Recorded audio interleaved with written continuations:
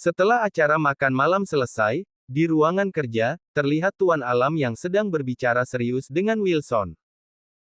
Mungkin karena Tuan Alam sangat kaget ketika mendengar bahwa Wilson ingin segera pensiun sebagai pemimpin di perusahaan Alexander, mengingat usia Wilson sudah tidak muda lagi.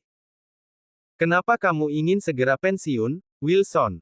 tanya Tuan Alam. Dari raut wajahnya terlihat sekali kalau pria berusia 70 tahun itu sangat tidak setuju jika Wilson harus segera pensiun sebagai pemimpin perusahaan. Wilson pun segera menjawab pertanyaan dari ayah mertuanya, "Usiaku sudah menginjak 55 tahun. Sudah saatnya aku pensiun. Biar Erik saja yang menggantikan posisi aku." Tuan Alam menggelengkan kepalanya. "Tidak. Saya tidak setuju jika anak itu harus menjadi pemimpin perusahaan. Dia hanya anak adopsi. Tidak berhak mendapatkan 1% pun warisan dari saya.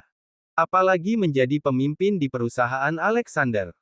Wilson sangat tidak suka jika Tuan Alam selalu menyebut Erik sebagai anak adopsi. Bagaimanapun juga Erik adalah anak kandungnya, walaupun tidak ada satu orang pun yang tahu tentang kebenaran itu. Pria itu pun mengepalkan tangannya sambil menatap tajam ke arah Tuan Alam. "Seharusnya dulu saya tidak membuang Marcel. Dia yang seharusnya memimpin perusahaan Alexander." Tuan Alam berkata dengan penuh penyesalan. Wilson hanya diam. Dia sangat kecewa sekali, mengapa pria tua itu harus selalu mengingat cucunya yang sudah dibuang itu. "Jangan dulu pensiun.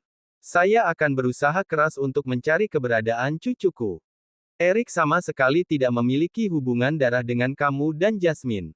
Tapi Marcel, dia adalah darah dagingnya Jasmine." Kemudian Tuan Alam meneruskan perkataannya, "Walaupun saya tidak bisa menemukan Marcel. Tapi tetap saja Erik tidak layak menjadi pemimpin di perusahaan. Dia sering berhura-hura menghamburkan uang dan sering bermain perempuan. Saya tidak ingin perusahaan saya menjadi hancur dipimpin oleh orang seperti itu." Setelah berkata seperti itu, Tuan Alam pun segera keluar dari ruangan tersebut. Tuan Alam tidak sengaja berpapasan dengan Erik yang hendak masuk ke dalam ruang kerja. "Kakek." Erik menyapa sang kakek. Tuan Alam sama sekali tidak menggubris sapaan dari Erik. Dia pergi begitu saja, naik ke dalam lift, untuk segera pergi ke kamar. Sementara itu, terlihat Jasmine yang sedang termenung di dalam kamar sambil memeluk baju bayi yang dulu pernah dia beli bersama dengan Adnan. Masih terbayang dengan sangat jelas betapa bahagianya Jasmine dan Adnan kala itu, ketika sedang membeli semua perlengkapan bayi. Walaupun Jasmine saat itu menjalani kehidupan yang sederhana dan makan seadanya, dia sangat bahagia hidup bersama suami pertamanya itu. Wanita itu pun menitikkan air matanya. Setelah Adnan meninggal, dia sangat merasa terpuruk. Tapi karena kehadiran bayi di dalam kandungannya, wanita itu masih memiliki penyemangat untuk menjalani hidup ini.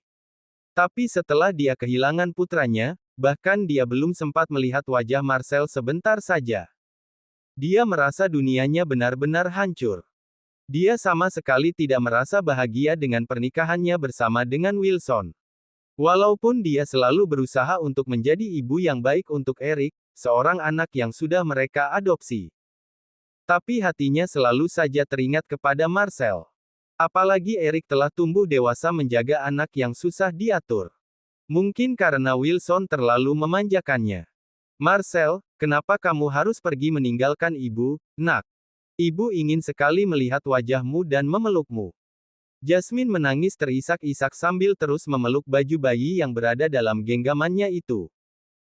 Setelah kakinya mengalami kelumpuhan dan divonis tidak akan pernah bisa memiliki keturunan lagi, dia merasakan sudah tidak memiliki semangat untuk menjalani hidup.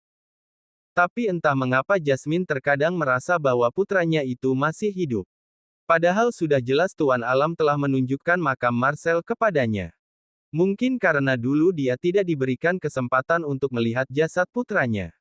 Setelah sekian lama berpikir, akhirnya Boy memutuskan untuk membawa Alexa pergi ke mansion Nenek Margareta.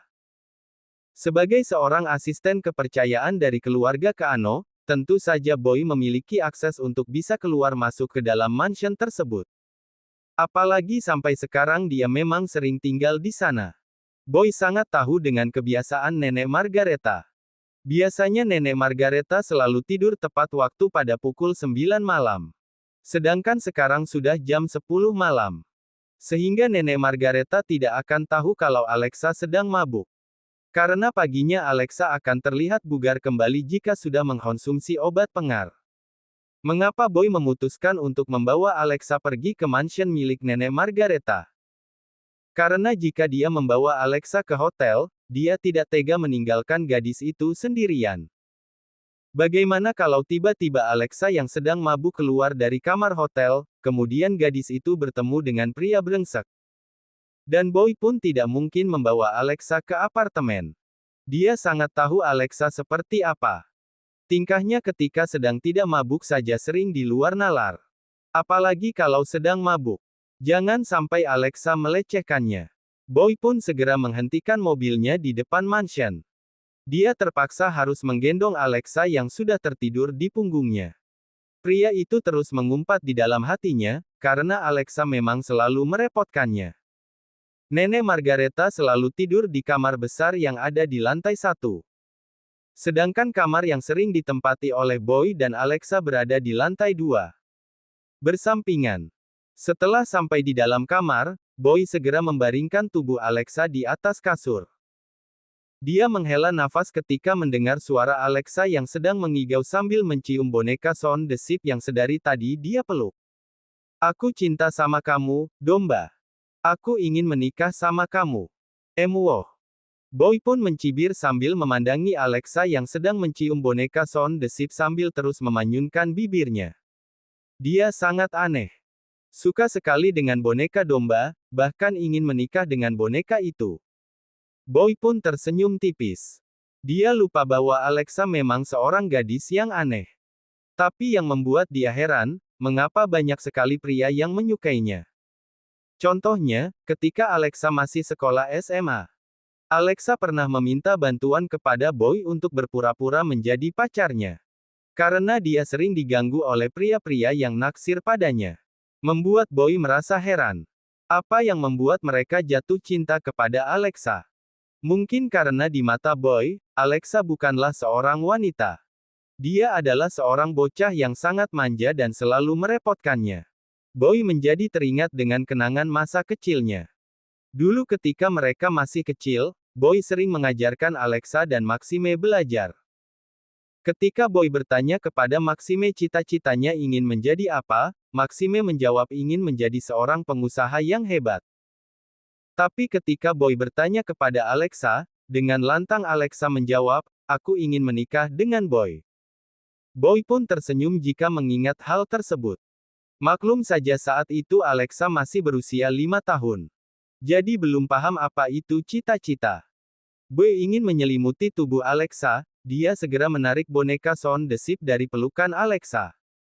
Namun, Boy dibuat terkejut ketika tiba-tiba Alexa menarik tangannya. Sehingga membuat tubuh Boy sedikit menindih tubuh Alexa.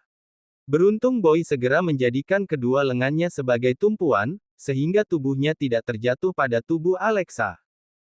Akan tetapi, tiba-tiba saja Boy terpaku ketika dia menyadari bahwa wajahnya dengan wajah Alexa sangat dekat sekali. Bahkan jarak bibir mereka hanya terpaut 1 cm saja.